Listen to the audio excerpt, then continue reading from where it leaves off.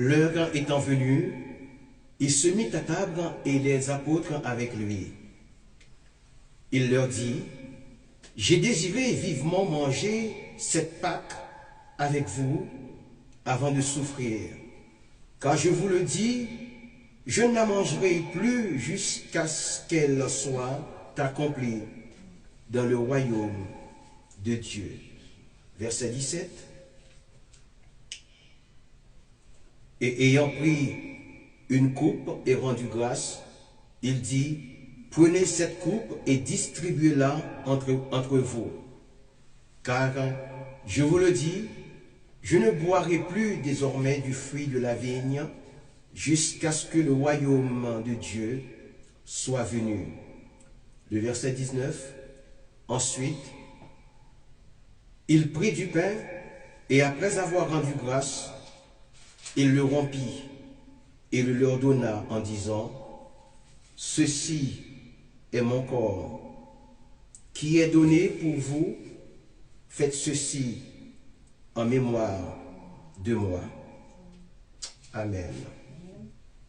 Le verset 20, pour terminer, il prit de même la coupe après le souper et la leur donna en disant, « Cette coupe est la nouvelle alliance en mon sang qui est répandue pour vous. Et en ce qui concerne la fête de Pâques, nous allons essayer de comprendre cela dans quelques minutes. En effet, il nous faut remonter à son origine. Je parle de l'origine de la fête de Pâques. Puis, nous reviendrons au Nouveau Testament conformément au texte que je viens de lire. Dans l'Ancien Testament, la première célébration de la Pâque est faite dans le livre de l'Exode au chapitre 12. Dieu institua cette observance comme une ordonnance perpétuelle pour commémorer la délivrance du peuple d'Israël de l'esclavage en Égypte, selon Exode chapitre 12, verset 14. Ainsi, selon le livre de l'Exode, la première Pâque, célébrée avec des instructions divines spécifiques, eut lieu la nuit précédant l'exode d'Égypte. Il devait manger à la hâte la chair rôtie au feu pendant la nuit avec des pains sans levain et des herbes amères, de sorte qu'il puisse être prêt à partir selon Exode chapitre 12, versets 8 à 11. Selon le verset 5 d'Exode chapitre 12, l'agneau pascal est le symbole de pureté et de sacrifice rédempteur. Ce passage du livre d'Exode, au cœur du récit fondateur de la Pâque, prescrit un détail précis et significatif concernant l'agneau sans défaut, mâle, âgé d'1 an. Vous le prendrez soit d'entre les moutons, soit d'entre les chèvres. Cette injonction apparemment simple recèle une profondeur théologique, biblique et symbolique considérable qui résonne à travers l'Ancien Testament et trouve écho dans le Nouveau Testament à travers la figure de Jésus-Christ. Ce commentaire explorera la signification de cet impératif en analysant ses implications dans le contexte de la libération d'Israël et en mettant en lumière sa portée prophétique et sa réalisation ultime dans le sacrifice rédempteur du Christ. Alléluia. La première observation cruciale concerne l'exigence d'un agneau sans défaut. Dans le contexte des sacrifices rituels de l'Ancien Testament, l'absence de toute imperfection physique n'était pas une simple formalité.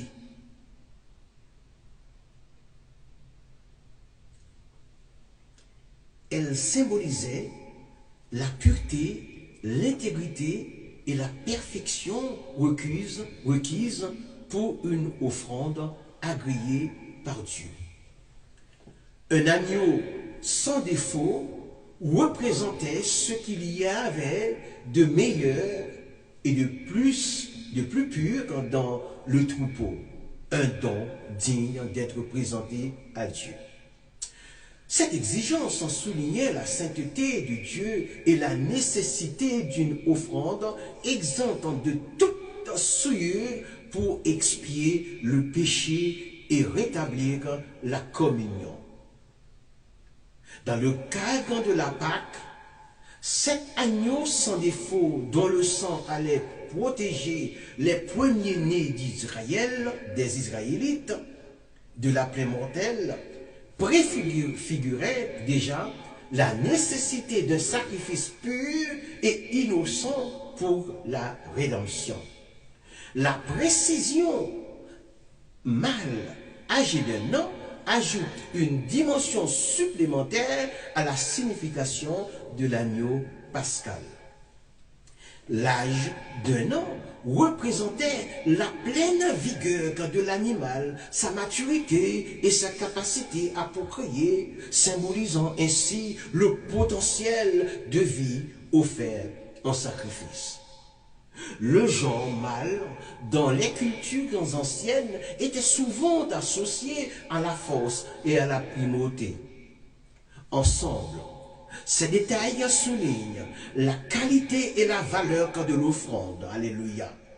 L'agneau pascal n'était pas un animal quelconque, mais un spécimen choisi avec soin, représentant le meilleur de ce que le peuple pouvait offrir en signe d'obéissance et de reconnaissance envers la délivrance divine. Le verset précise également que l'agneau pouvait être pris soit d'entre les moutons, soit d'entre les chèvres.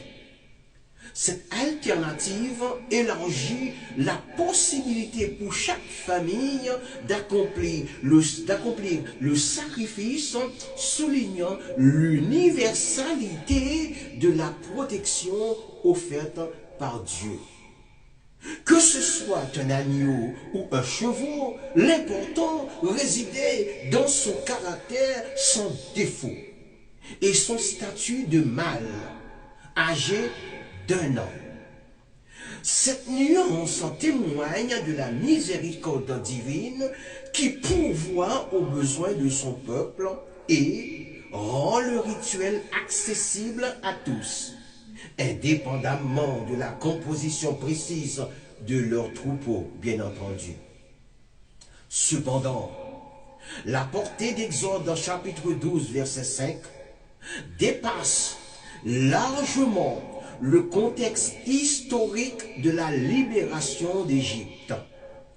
Dans le Nouveau Testament, cet agneau pascal sans défaut trouve une résonance profonde et une réalisation ultime en la personne de Jésus le Christ.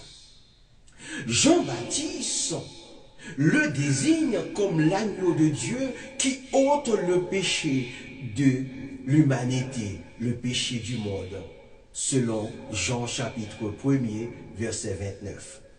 L'apôtre Pierre, dans sa première épître, rappelle aux croyants qu'ils ont été rachetés non pas par des choses périssables, comme l'argent ou l'or, mais par le sang précieux de Jésus-Christ, comme un agneau sans défaut et sans tache, selon 1 Pierre 1, versets 18 et 19.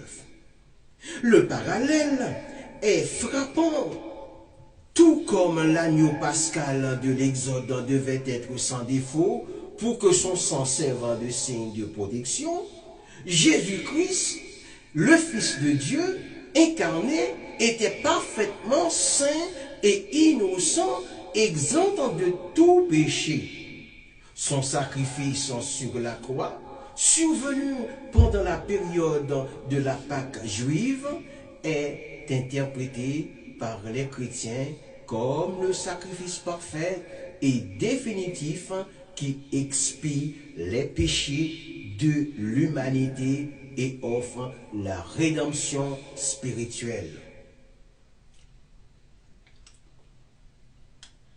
Le sang de cet agneau sans défaut ne protège plus seulement de la mort physique, mais il purifie de la souillure du péché et ouvre la voie à la vie éternelle. Ainsi, Exode chapitre 12 verset 5, loin d'être un simple détail rituel, se révèle être une prophétie en action annonçant la venue de l'agneau véritable qui allait accomplir une libération bien plus grande que celle de l'esclavage égyptien. L'exigence d'un agneau sans défaut préfigure la perfection et la sainteté de Christ. Son statut mâle, alléluia, d'un an évoque la plénitude de sa vie offerte en sacrifice. Et la possibilité de choisir entre un mouton et une chèvre suggère l'universalité du salut qu'il apporterait.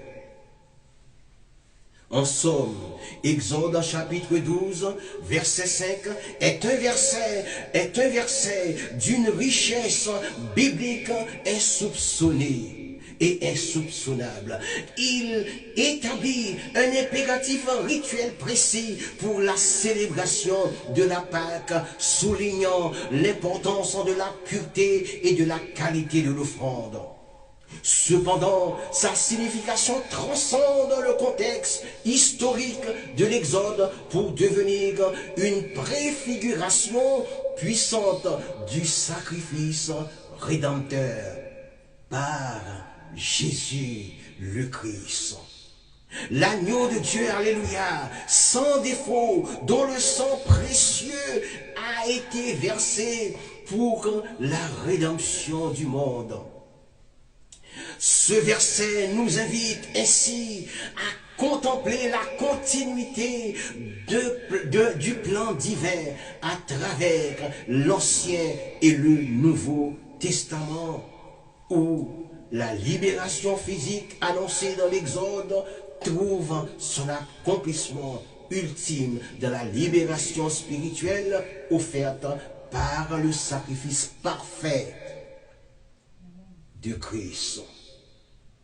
Dans Exode chapitre 12 verset 6, il est stipulé que l'agneau doit être gardé jusqu'au 14e jour du mois. Ce passage est crucial dans le contexte de la Pâque juive, car il marque le moment où l'agneau est immolé. L'importance de cette pratique réside dans son rôle symbolique et rituel au sein de la tradition israélite. L'agneau choisi avec soin représente non seulement un sacrifice, mais aussi un acte de foi et d'obéissance envers les commandements divins. Il est observé que cette période de garde permet aux familles, je parle de la période de 14 jours, cette période de Gad permet aux familles de s'assurer que l'agneau était sans défaut, ce qui est une exigence essentielle pour le sacrifice. La mention de l'immolation entre les deux soirs souligne également la précision des rituels qui sont souvent entourés de significations spirituelles profondes. Ainsi, ce verset illustre non seulement une directive religieuse, mais aussi une pratique qui a des implications culturelles et historiques significatives pour le peuple d'Israël. En somme, Exode 12, verset 6, est un passage qui encapsule des éléments de foi, de tradition et de communauté, tout en soulignant l'importance des rituels dans la vie spirituelle des Israélites. Dans Exode chapitre 12, verset 7, il est stipulé que le sang de l'agneau doit être appliqué sur le linteau et les poteaux des portes des maisons des Israélites. Cette action est décrite comme un acte de protection, car le sang servira de signe pour que l'ange de la mort passe au-dessus de ces maisons, alléluia, épargnant ainsi les premiers-nés des Israélites lors de la 10e plaie infligée à l'Égypte.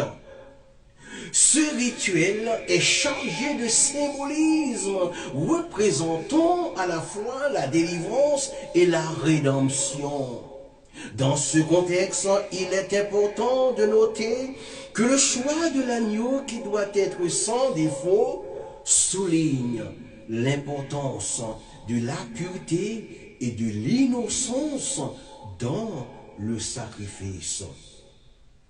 Les Israélites sont invités à consommer la viande de l'agneau rôti, accompagnée de pain sans levain et des herbes amères, ce qui évoque la précipitation de leur départ d'Égypte.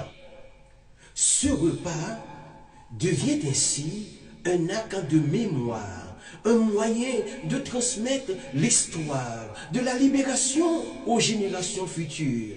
Dans Exode chapitre 12, verset 13, il est affirmé que le sang sera un signe sur les maisons où les Israélites se trouvent. Cette déclaration renforce l'idée que la foi et l'obéissance au commandement divin sont essentielles pour la protection et la survie. Alléluia. Le passage souligne également la gravité de la situation, car la nuit où le Seigneur passera pour frapper les premiers-nés, il n'y aura pas de plaie sur la maison marquée par le sang, la maison des Israélites qui était marquée par le sang. Ainsi, ces versets illustrent non seulement un événement historique, mais aussi des thèmes universels tels que la foi, la protection divine et la mémoire collective. La Pâque devient un symbole de l'identité juive, un rappel constant de la libération de l'esclavage et de l'importance de la fidélité aux traditions.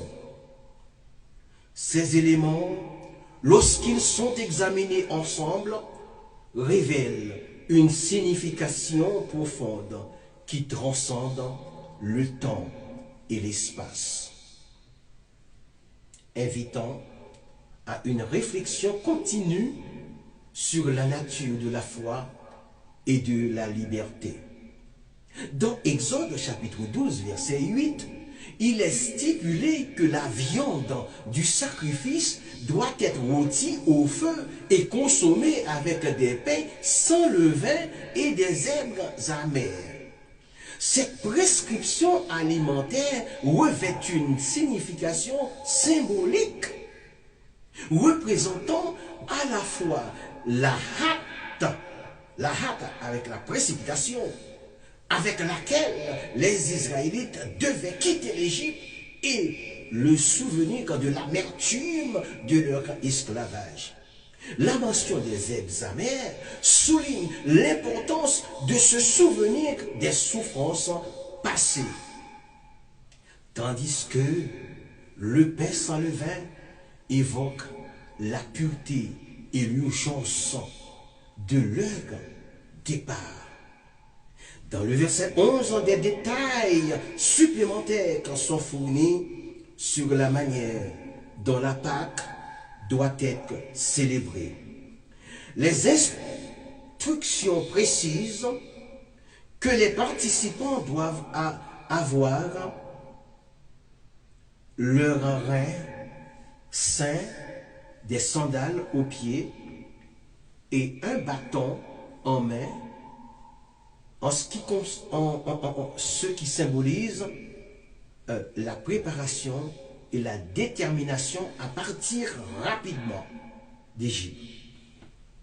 Cette image de préparation active est essentielle car elle illustre l'état d'esprit du peuple prêt à répondre à l'appel de Dieu pour leur libération. À la hâte avec laquelle ils doivent consommer le repas est également un rappel de l'imminence de leur délivrance. Enfin, dans le verset 14, il est ordonné que ce jour soit célébré comme un souvenir perpétuel. C'est ce que nous faisons aujourd'hui. La fête de la Pâque est ainsi instituée comme une loi éternelle pour les générations futures. Ce commandement souligne l'importance de la mémoire collective et de la transmission des traditions. En célébrant la Pâque, les Israélites sont invités à se remémorer non seulement leur libération de l'esclavage, mais aussi la fidélité de Dieu envers son peuple. Alléluia. Cette célébration devient un acte de foi et de reconnaissance, renforçant l'identité nationale et spirituelle des Israélites. En somme, les versets 8, 11 et 14 du chapitre 12 d'Exode illustrent non seulement les détails pratiques de la célébration de la Pâque, mais aussi les dimensions spirituelles et symboliques qui en découlent.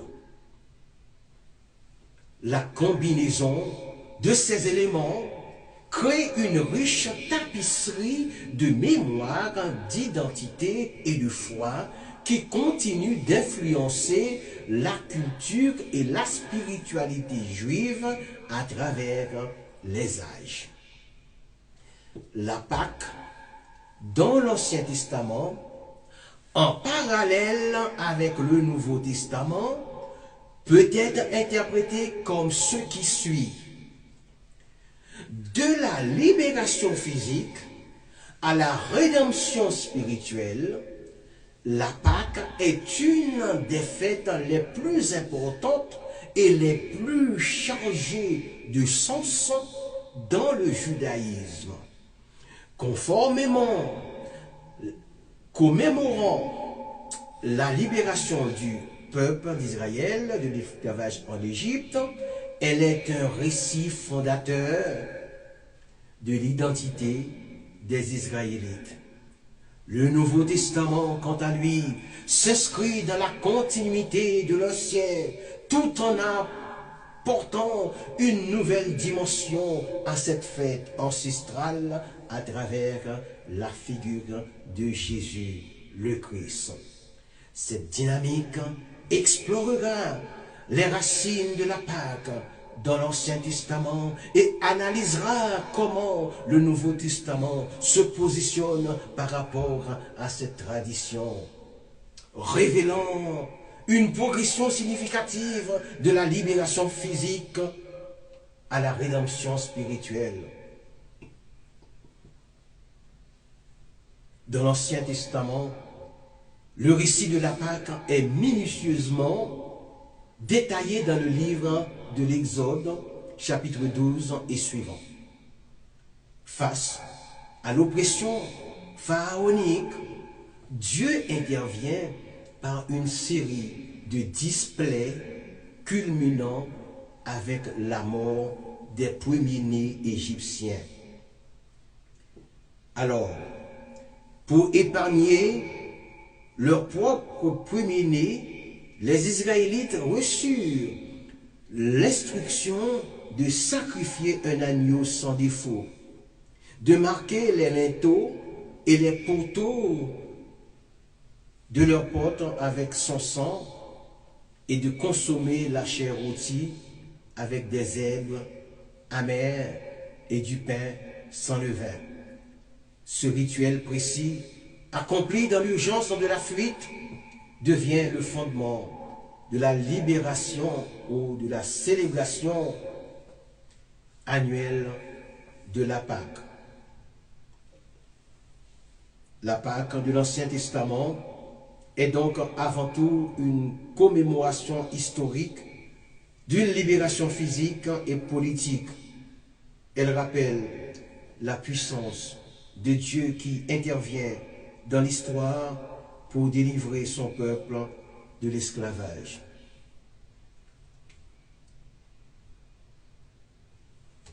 Alléluia.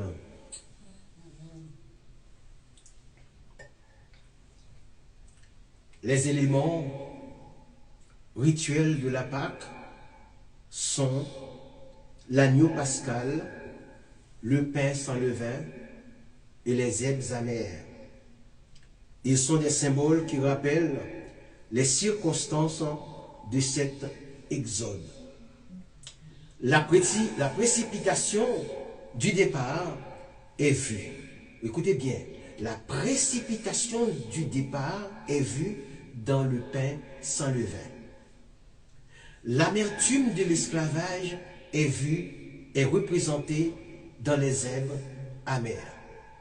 Et le sacrifice de l'agneau, dont le sang a servi de signe de protection, est représenté par l'agneau pascal. La célébration annuelle de la Pâque permettait à chaque génération des Israélites, de se souvenir de son passé, de réaffirmer son alliance avec Dieu et de transmettre cette histoire de libération. Le Nouveau Testament, enraciné dans le judaïsme du 1er siècle, s'est déroulé dans le contexte de cette tradition. Jésus lui-même, en tant que juif, célébrait la Pâque avec ses disciples.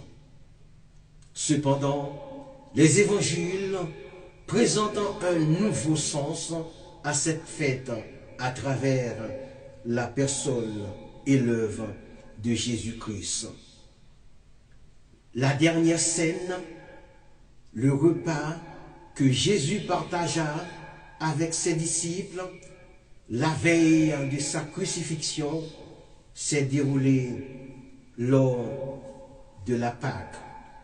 C'est dans ce contexte familier et chargé de sens que Jésus a institué une nouvelle alliance. Les paroles et les actions de Jésus lors de la dernière scène ont transformé radicalement la signification de la Pâque pour ses disciples et pour les futurs chrétiens comme nous autres aujourd'hui. Il prit le pain sans levain et dit: ceci est mon corps qui est donné pour vous, selon Luc chapitre 22, verset 19. De même, il prit la coupe de vin et dit, « Cette coupe est la nouvelle alliance en mon sang qui est répandue pour vous, selon Luc chapitre 22, verset 20. » Ainsi donc, le pain sans le vin ne commémore plus seulement la hâte de la fuite d'Égypte, mais devient le symbole du corps brisé de Christ offert en sacrifice. Le vin ne rappelle plus seulement la libération de l'esclavage physique, mais symbolise le sang de Jésus versé pour l'établissement d'une nouvelle alliance, une rédemption spirituelle. L'agneau pascal de l'Ancien Testament a trouvé son accomplissement ultime en Jésus-Christ. Jean-Baptiste le désigna comme l'agneau de Dieu qui ôte le péché du monde, selon Jean chapitre 1er, verset 29. L'apôtre Paul écrit également, « Car Christ, notre Pâque, a été immolé, selon 1 Corinthiens 5, verset 7. La mort de Jésus sur la croix, survenue pendant la période de la Pâque, est interprétée comme le sacrifice parfait et définitif qui libère l'humanité non plus de l'esclavage physique, mais de l'esclavage du péché et de la mort. Son sang, comme celui de l'agneau pascal, offre une protection non pas contre la mort physique, mais contre la mort spirituelle et la condamnation éternelle. Le parallèle entre l'Ancien et le Nouveau Testament révèle ainsi une progression significative.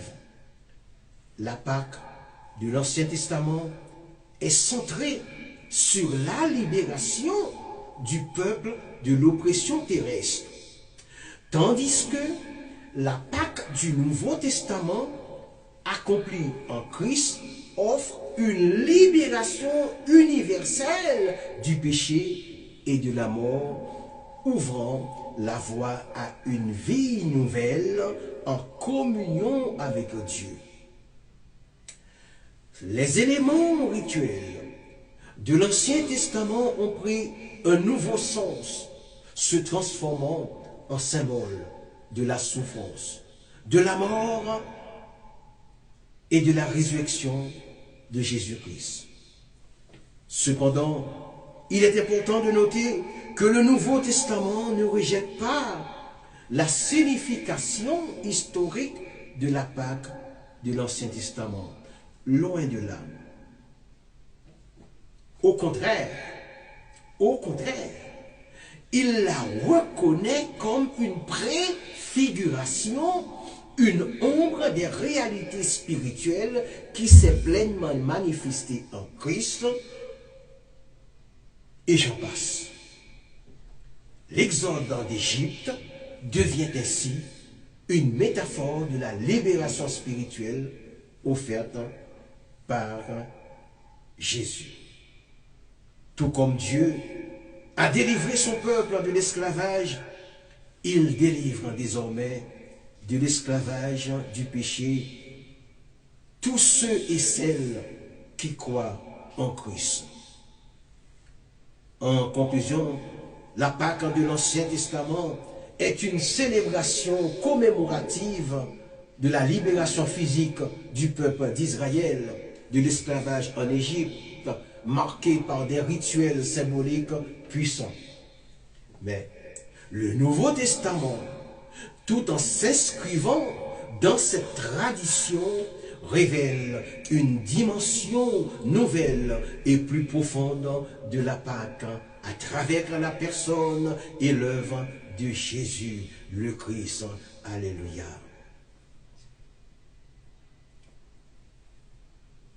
Il devient l'agneau pascal ultime dont le sacrifice offrant une rédemption spirituelle universelle. La Pâque chrétienne, tout en conservant un écho de la libération historique, se concentre sur la libération du péché et de la mort. Par la mort et la résurrection de Jésus, accomplissant ainsi les promesses de l'Ancien Testament et ouvre une nouvelle ère de salut pour l'humanité. La Pâque de la libération physique à la rédemption spirituelle témoigne de la continuité du plan de Dieu à travers l'histoire et de l'accomplissement de ses promesses en Jésus-Christ.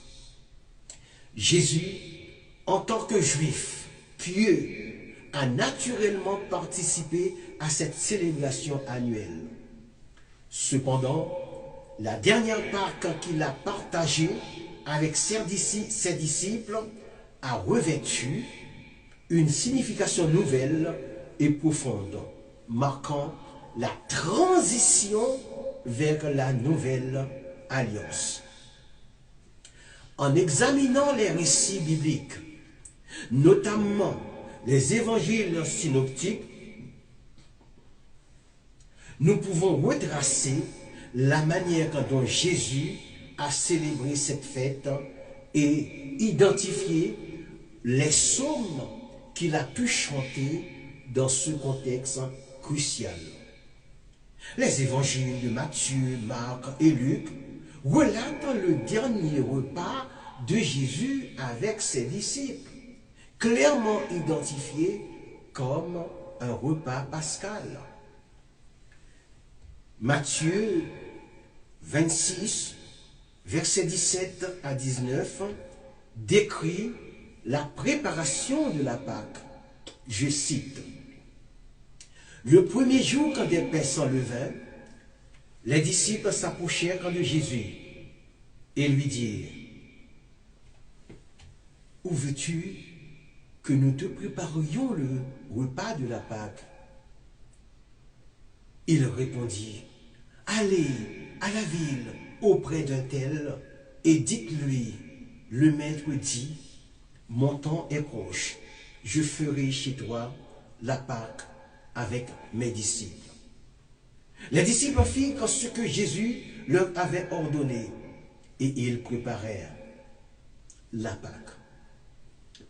Marc au chapitre 14, verset 12-16 et Luc en 22, versets 7 à 13 offrent des récits similaires, soulignant l'observance traditionnelle de la fête par Jésus et ses disciples. Durant ce repas pascal, Jésus a accompli plusieurs actions significatives qui ont transformé la compréhension de la Pâque pour ses disciples et pour les chrétiens à venir. Il a pris le pain, l'a béni, l'a rompu, l'a donné à ses disciples en disant: « Prenez, mangez, ceci est mon corps », selon Matthieu chapitre 26, verset 26. De même, après le repas, il a pris la coupe, a rendu grâce et la leur donna en disant: « Buvez-en tous, car ceci est mon sang, le sang de l'alliance qui est répandu pour beaucoup, pour le pardon des péchés. » Selon Matthieu chapitre 26, versets 27 et 28. Ces paroles et ces actions instituent la Sainte Seine, un nouveau mémorial qui se concentre sur le sacrifice de Jésus lui-même, l'agneau de Dieu qui ôte le péché du monde, accomplissant ainsi la signification symbolique de l'agneau pascal, dont le sang protégeait les Israélites de la mort, selon Jean 1, verset 29. Chers amis, frères et sœurs, Luc en 22, versets 15 et 16, met en évidence le désir profond de Jésus de partager ce dernier repas pascal avec ses disciples avant sa souffrance. Il leur dit, « J'ai désiré vivement manger cette Pâque avec vous avant de souffrir, car je vous le dis, je ne la mangerai plus jusqu'à ce qu'elle soit accomplie dans le royaume de Dieu. » Il y a une différence entre le dernier repas de Jésus vivant avant sa mort et la dernière scène, le jour de sa résurrection, prise avec 2 disciples. Cette déclaration souligne la transition imminente vers une nouvelle réalité où la signification de la Pâque trouverait sa plénitude en sa propre mort et résurrection. Concernant les psaumes chantés par Jésus et ses disciples lors de cette Pâque, Matthieu 26, 30 et Marc 14, 26 mentionnent qu'après le repas, ayant chanté les cantiques, ils sortirent pour aller à la montagne des Oliviers. Le terme grec utilisé se réfère généralement aux psaumes de louange qui étaient traditionnellement chantés lors de la conclusion du repas pascal. Selon la tradition juive de l'époque, la récitation du Hallel, qui signifie louange, faisait partie intégrante de la célébration de la Pâque. La louange complète comprend les psaumes 113 à 118. Cependant, lors du repas pascal, une portion de la louange était chantée avant le repas. Les psaumes 113 et 114 étaient chantés. Et la partie restante, les psaumes 115 à 118, étaient chantés après le repas à la 4e coupe de vin. Il est donc fort probable que les cantiques mentionnés par Matthieu et Marc soient une référence aux psaumes de louange. Ces psaumes expriment la louange et la gratitude envers Dieu pour sa délivrance d'Israël de l'esclavage en Égypte. Des thèmes qui résonnent profondément avec le nouveau sens que Jésus donnait à la Pâque. Alléluia. La délivrance du péché et de la mort par son propre sacrifice, et j'en passe. Parmi les psaumes du Hallel, où louange en plusieurs versets prennent une signification particulière dans le contexte de la passion de Jésus, tel que le psaume 118 en verset 22, qui dit « La pierre qu'ont rejetée ceux qui bâtissent est devenue la principale de l'angle. » Cette prophétie, souvent citée dans le Nouveau Testament, à savoir que Matthieu 21, 42, Acte 4, verset 11, 1 Pierre 2, verset 7, prend un sens poignant en considérant le rejet de Jésus par les autorités juives et son élévation en tant que pierre angulaire de la nouvelle alliance. Le psaume 118 en versets 5 et 6, « Ô Éternel, accorde le salut, ô Éternel, donne le succès, béni soit celui qui vient au nom de l'Éternel. » Ces paroles d'acclamation messianique trouvent un écho dans l'entrée triomphale de Jésus à Jérusalem selon Matthieu chapitre 21, verset 9, Marc 11, verset 9, Luc 19, verset 38 et Jean 12, verset 13. Bien qu'il ne soit pas explicitement indiqué quels psaumes spécifiques ont été chantés, la tradition et le contexte du repas pascal suggèrent fortement l'inclusion des psaumes du Hallel. Ces chants de louange traditionnellement associés à la libération passée ont pris une dimension nouvelle et prophétique dans la bouche de Jésus, anticipant sa propre mort et résurrection comme l'acte ultime de délivrance.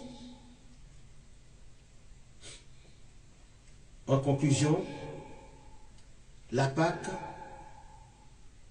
Jésus a célébré la Pâque en observant les traditions de son peuple.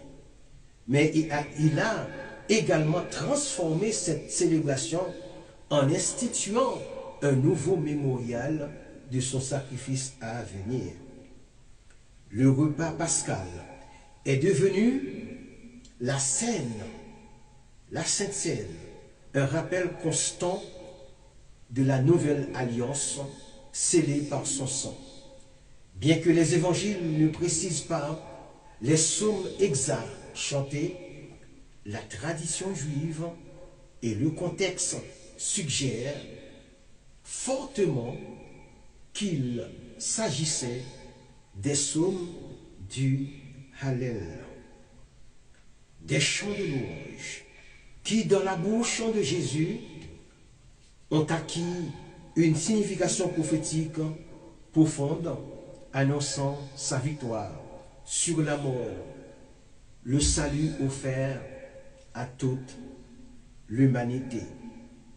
Ainsi, la dernière Pâque de Jésus n'était pas seulement une commémoration du passé, mais une anticipation du futur, un passage de l'ancienne alliance à la nouvelle, célébrant dans la louange et l'espérance.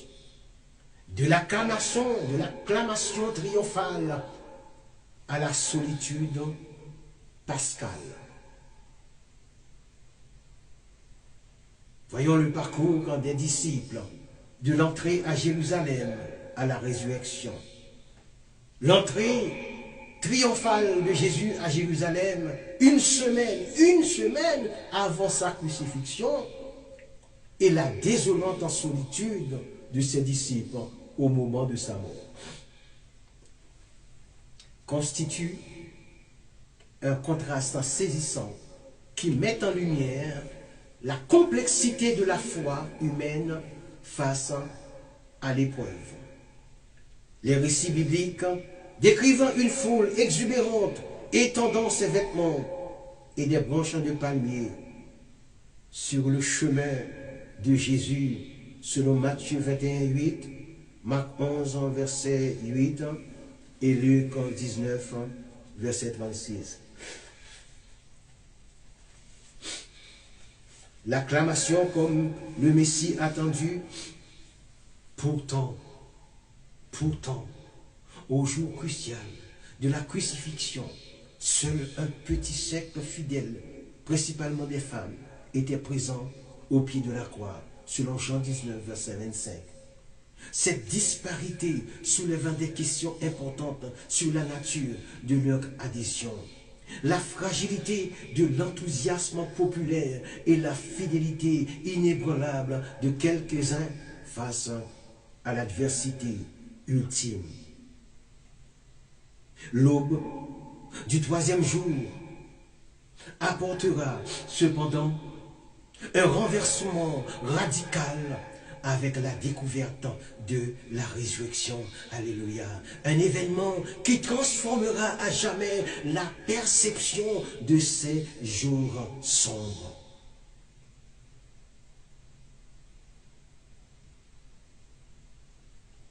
L'épisode de l'entrée à Jérusalem, souvent appelé le dimanche des rameaux, est empreinte d'une atmosphère messianique impalpable. La foule, galvanisée par les miracles de Jésus et ses enseignements, le reconnaît comme celui qui vient au nom du Seigneur. L'acte d'étendre les vêtements et les branches de palmier était une marque d'honneur et de soumission royale, selon 2 Rois chapitre 2, verset 9, chapitre 19, 2 Rois chapitre 9, verset 13. Leur acclamation, citant le psaume 118 en versets 25 et 26, « Hosanna, Hosanna, béni soit celui qui vient au nom du Seigneur. Béni soit le règne qui vient, le règne de notre Père. Hosanna dans les lieux très hauts. » Témoignent de leur espoir que Jésus établirait un royaume terrestre et les délivre de l'oppression romaine. Cet enthousiasme populaire, bien que sincère, était potentiellement superficiel, fondé sur des attentes politiques et terrestres plutôt que sur une compréhension profonde de la mission spirituelle de Jésus. Celui qu'on acclamait une semaine plus tôt, lors de l'entrée de Jérusalem, le voilà, quelques jours plus tard, abandonné par tous. Le contraste avec la scène de la crucifixion est poignant.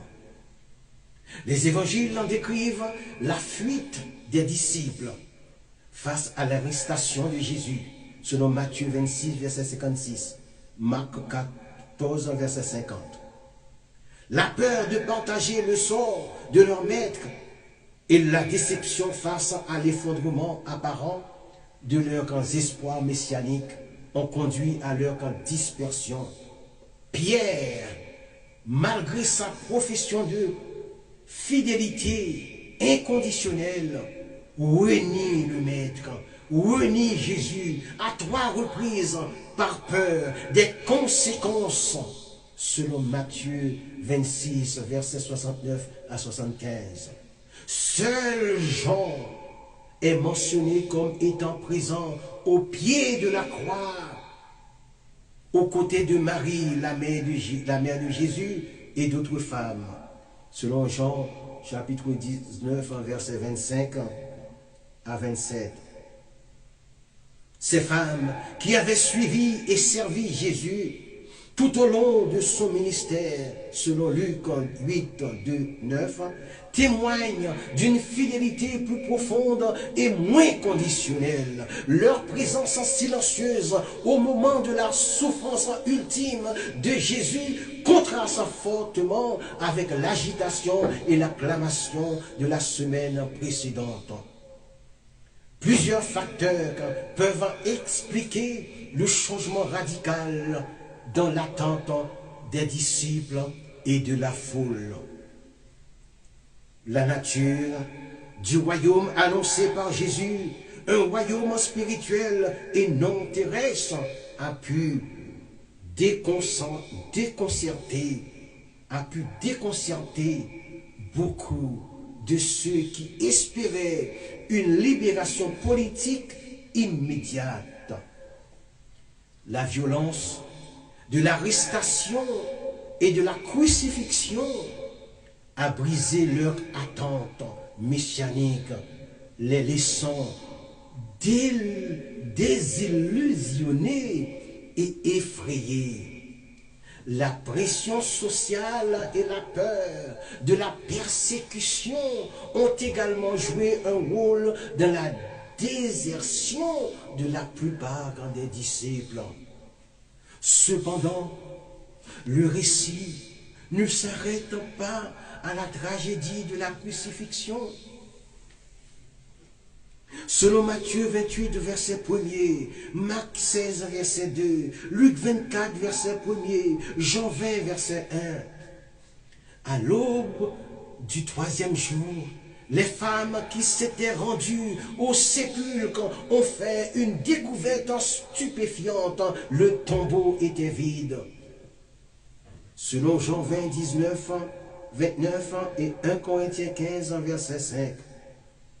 Les apparitions ultérieures de Jésus ressuscité à ses disciples ont transformé leur peur et leur désespoir en une foi inébranlable.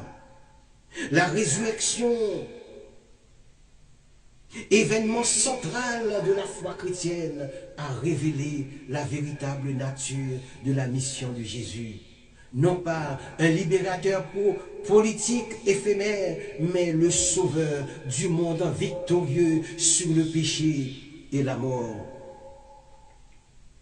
En conclusion, le contraste entre l'accueil triomphal de Jésus à Jérusalem et la solitude de sa crucifixion met en lumière la complexité de la foi humaine, souvent influencée par des attentes terrestres et mise à l'épreuve par l'adversité. L'enthousiasme initial de la foule et même des disciples s'est avéré fragile face à la réalité de la souffrance et de la mort. Cependant, la fidélité d'un petit nombre, en particulier des femmes, témoigne d'un engagement plus profond. La résurrection, survenant à l'aube du troisième jour, a non seulement prouvé la divinité de Jésus, mais a également transformé la peur des disciples en un courage apostolique qui allait changer le cours de l'histoire.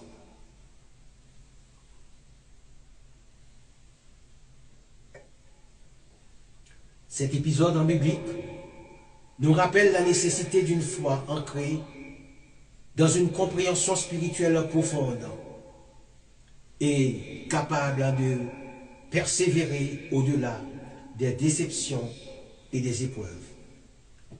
Si les Israélites commémorent leur sortie d'Égypte, de l'esclavage, leur sortie physique de l'esclavage d'Égypte, nous, chrétiens, commémorons notre sortie spirituelle de l'esclavage du péché. Je termine avec ce verset. Je suis le chemin, la vérité et la vie, selon Jean 14, verset 6. Nul ne vient au Père que par moi. Alors, choisissez le chemin christique. Large et spacieux est le chemin qui mène à la perdition. Matthieu 7, verset 13. Et en plus, le chemin de la perdition est le chemin de l'enfer. Et ce chemin est payant. Tous les samedis soirs, il y en a beaucoup qui entrent par là. Alléluia. Tous les samedis soirs, il y en a beaucoup qui entrent par ce chemin spacieux, un chemin payant, en oubliant le don gratuit de Dieu, qui est la vie éternelle. Amen. Seigneur éternel, à notre Dieu, veuille bénir quand ta sainte parole. Veuille bénir, Seigneur éternel, ce lieu où ta parole vient d'être prononcée, Seigneur. Seigneur, quand prends possession de ce lieu, prends possession de ce quartier, prends possession de cet environnement. Alléluia, Seigneur. Protège-nous, protège ses habitants et protège, Seigneur éternel, celles et ceux qui placent leur confiance en toi. Seigneur éternel, notre Dieu, protège celles et ceux, Père, au nom de Jésus, qui placent leur confiance en la mort de Jésus, dans le sang précieux de Jésus, qui placent leur confiance en un Dieu d'amour, qui aime inconditionnellement. Seigneur, quand tu nous aimes inconditionnellement, en retour, nous n'avons rien à t'offrir si ce ne sont que des fruits des lèvres qui confessent ton nom. Alléluia. C'est au nom de Jésus que je te prie, à qui soit la gloire, à qui soit la gloire et l'honneur au siècle des siècles. Amen. Soyez bénis. À plus tard. Amen. Amen.